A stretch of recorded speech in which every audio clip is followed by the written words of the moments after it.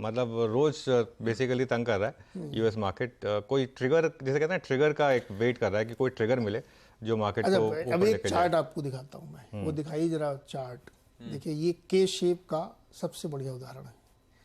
Apple का market, इसको full frame दिखाइए। एप्पल का मार्केट रसल 2000 की इंडेक्स से ज़्यादा मार्केट कैप होगी, यानी जो स्मॉल कैप का इंडेक्स है वहाँ का, अमेरिका का, उस सब का टोटल मार्केट कैप से ज़्यादा एप्पल का मार्केट कैप है। ये देखिए सर, ये जो ग्रीन लाइन है ये एप्पल की, और ये उसने क्रॉस कर दिया सर। वाह। अब ये इससे बड़ा कोई उदाहरण हो नहीं सकता के शेप का।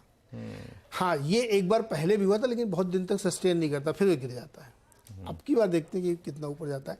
तो अभी एप्पल के लिए सिर्फ एक चीज़ जो शायद इनके लिए इनका फॉर्च्यून बदल देगी, जिन्होंने गोल्डमैन सैक्स के साथ एक टाइप किया ना, 7% ब्याज देंगे, हम बेटिंग की वो शायद जेपी मॉर्गन को भी दिक्कत दे देगी।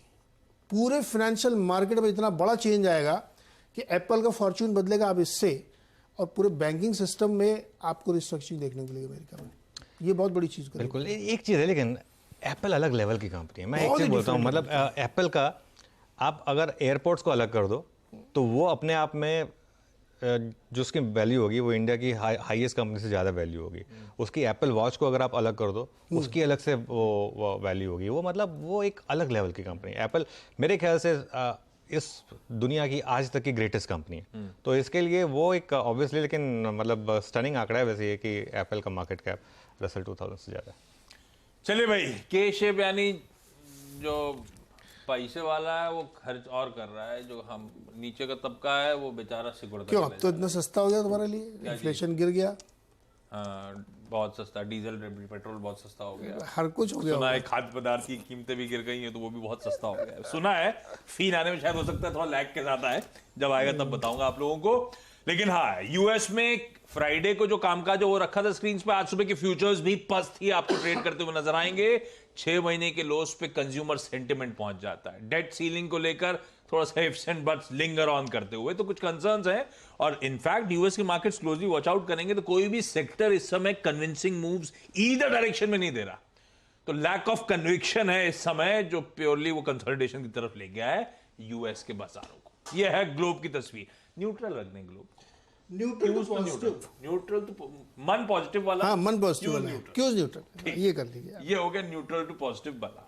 अब ऐसे में आज का ट्रेड सेटअप, आज का समीकरण कैसे बैठ, मैं इलेक्शन वगैरह पे आगे आता हूं।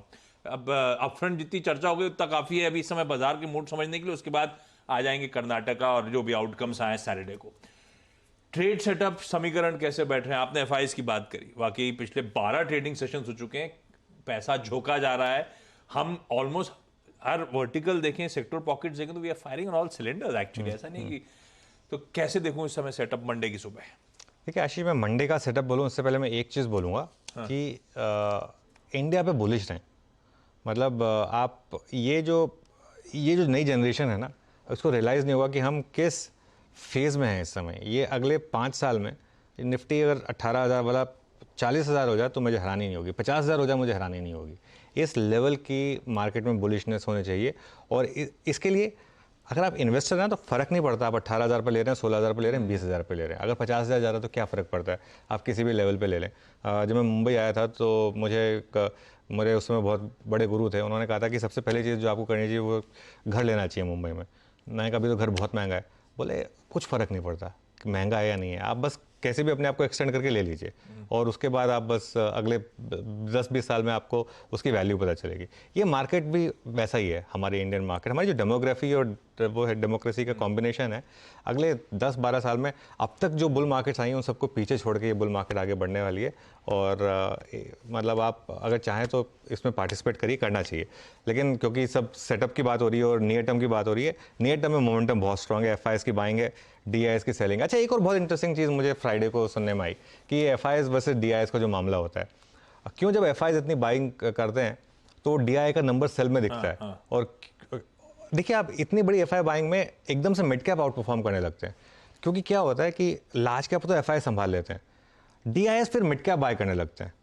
और मिड कैप जो बाय कर रहे हैं, लेकिन वो लार्ज कैप में अपना प्रॉफिट बुक करके फिर मिड कैप बाय करते हैं। इसके लिए डीआई का ओवरऑल नंबर सेल में आता है, क्योंकि ऑब्वियसली अगर आप रिलायंस बेच रहे हैं या एचडीएफसी बैंक बेच रहे हैं, आप उतने क्वांटिटी के मिड कैप नहीं ले सकते। आप मिड कैप लेंगे लेकिन कम क्वांटिटी के लेंगे। इसके लिए वो डीआई का जो ना नंबर है वो सेल नंबर इसीलिए आता है। लेकिन ये जो फेज होता है जिसमें एफआईज लगातार बाय करते हैं, उसमें हमेशा मिड कैप इसलिए आउट परफॉर्म करते हैं क्योंकि वो डीआई का पूरा पैसा फिर मिड कैप में चला जाता है। और इसके लिए ये ब्रॉडर मार्केट में आप इतनी बड़ी रैली देख रहे हैं, और इसके लिए एक बार ऑल टाइम हाई निकलेगा, यहाँ से मुझे लग रहा है और तेजी बढ़ेगी यहाँ पर।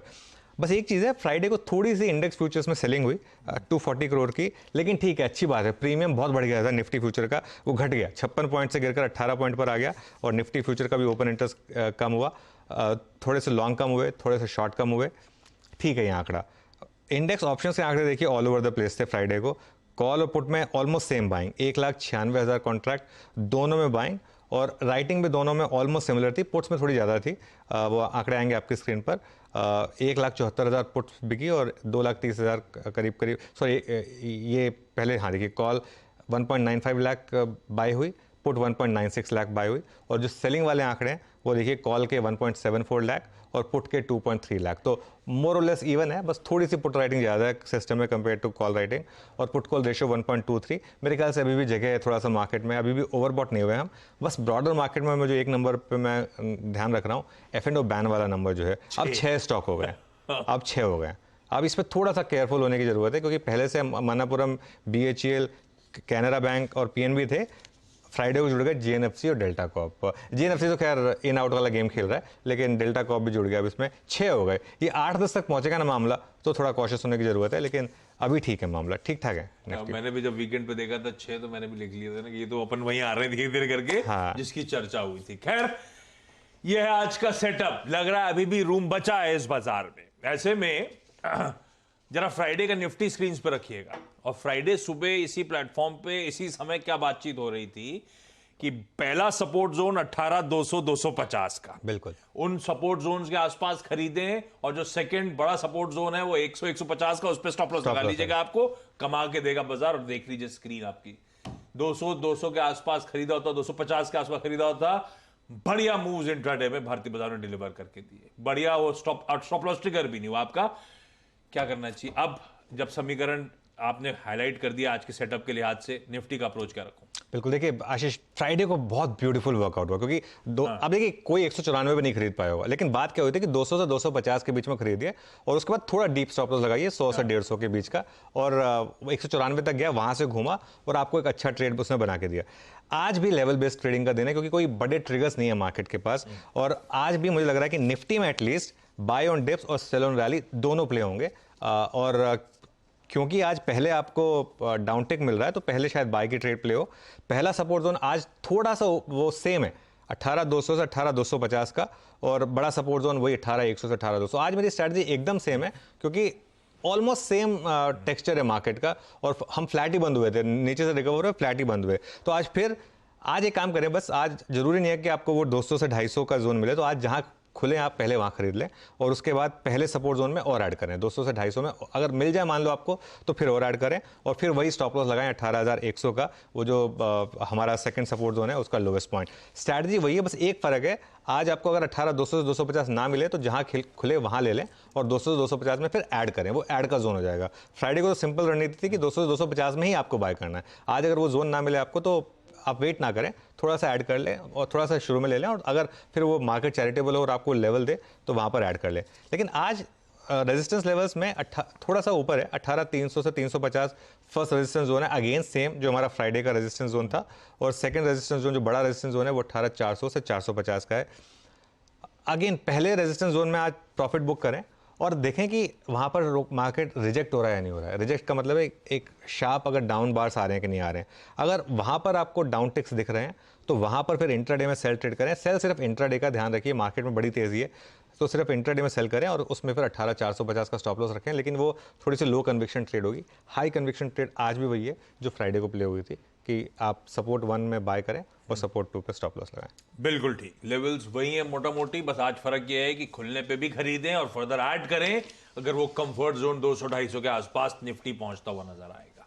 ना सिर्फ निफ्टी पे सटीक पड़े थे, निफ्टी बैंक भी वॉच आउट करिएगा, रख दूंगा मैं। निफ्टी बैंक का इंटरडे रखिएगा स्क्रीन पे। हालांकि इस समय मूड माहौल को लीड करने वाला निफ्टी बैंक है, अपने रिकॉर्ड हाईज के बेहद करीब आके खड़ा हुआ है और यहां पे भी गिरावट में खरीदारी करने का ट्रेड कायम है। पहले सपोर्ट जोन के आसपास अगर स्टेबिलिटी के इंडिकेशंस आ रहे हैं तो खरीदारी करने के वो मौके होंगे। वो सपोर्ट जोन थे 43,100, 43,300 के आसपास के जोन, उन जोन से पहले उन जोन के आसपास अगर स्टेबलाइज हो रहा है मार्केट तो खरीद लीजिएगा। खरीदा होता तो बढ़िया रिटर्न्स। क्लोज असल में 325 अंक ऊपर जाके निफ्टी बैंक देती है। आ गया वो जोर लगा के हाई शाह, ये दरअसल रिकॉर्ड हाई से कितनी दूरी अभी वो आने वाला है आपकी स्क्रीन पे।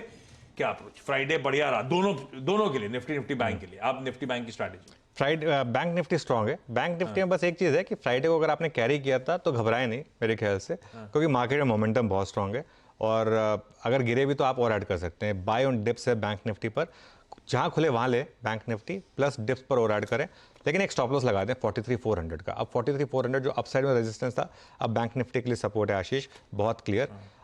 प्रॉफिट टेकिंग जोन है यहाँ पर 44,000 टू 44,100। और एक चीज़ मैं सोच रहा हूँ कि ऑल टाइम हाई से अब हम बहुत करीब हैं। ऑल टाइम हाई ना नॉर्मली मार्केट गैप से निकालता है या फिर कोई बड़े ट्रिगर से निकालता है। बड़ा ट्रिगर कहाँ से आ सकता है? शायद आ जाए आपका यहाँ से SBI के नंबर से आ जाए, शायद ये पॉसिबल है।